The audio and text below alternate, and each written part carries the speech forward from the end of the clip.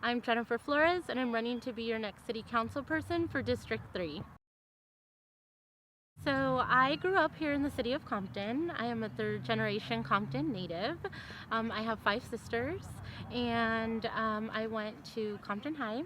I'm currently a logistics operations manager for Lakeshore Learning Materials. I am a homeowner, and I am raising my 2 kids here in the city. What things will look like in 8 years? I expect to see a more transparent and accountable City Hall. That's really my top priority, is to give the residents back their voice. I also think safety is a huge issue in just holding our police accountable, and having the residents kind of take ownership of the city and their spaces.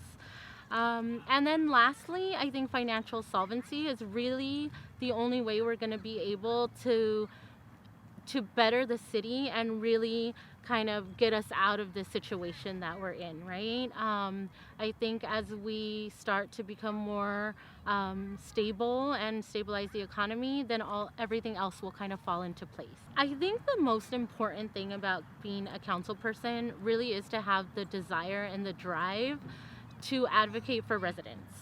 I definitely have that. I love the city and I love everything about it.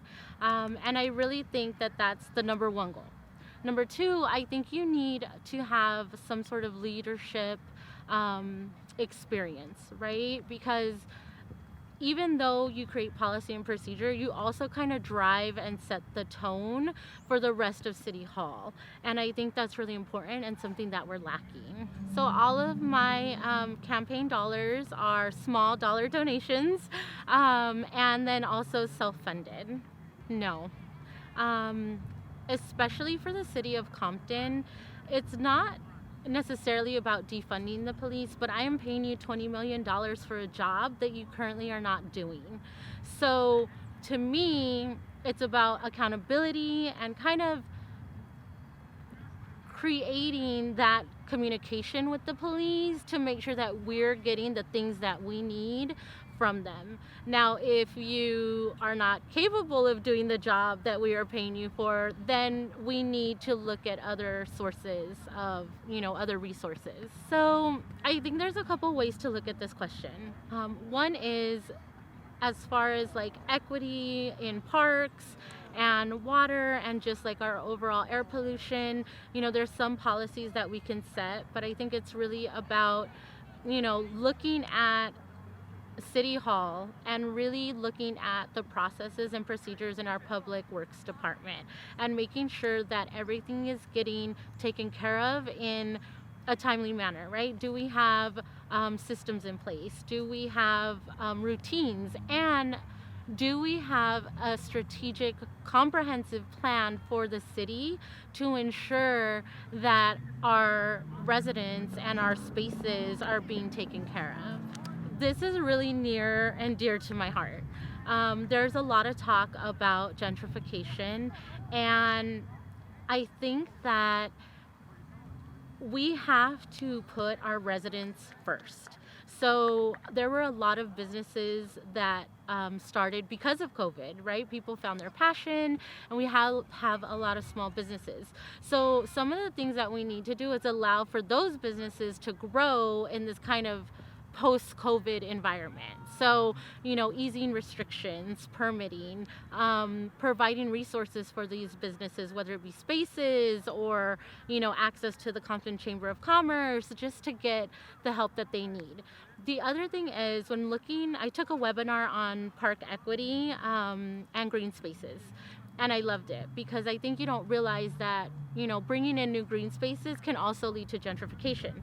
So looking at things like vendor permitting, right? And making sure that we are being inclusive and equitable to the residents who live here first before looking at big business. Right now, there's kind of a disconnect. And I hear a lot of times that it is city, we're city council, and then we have the school district. And I think that part of the issue is that we need to bridge the gap between those two entities.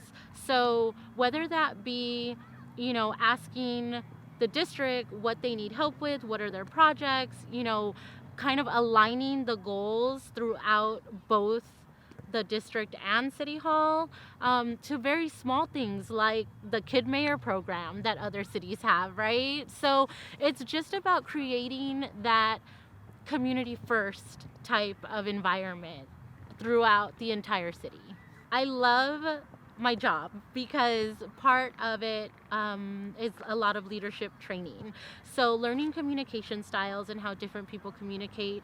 And to me, it's also about listening to understand, right? Because we're going to have a lot of residents who may or may not disagree. There's probably going to be a lot of heated conversations. And I think part of that is being able to take that predisposition of what you think you know and putting that to the side and really listening to understand and then going from there. Part of the transparency and accountability umbrella is my website.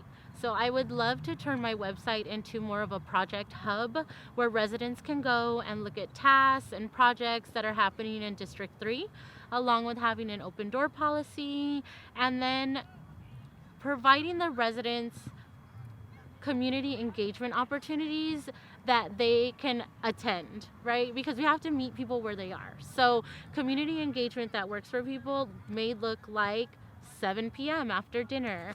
It may look like needing to provide some sort of childcare for them. The idea of having this one big room where there's a meeting space is very safe for people, especially council people. But really, civic engagement should be messy. It should be, walk and talks and having these events where people can come out and really engage with your council people.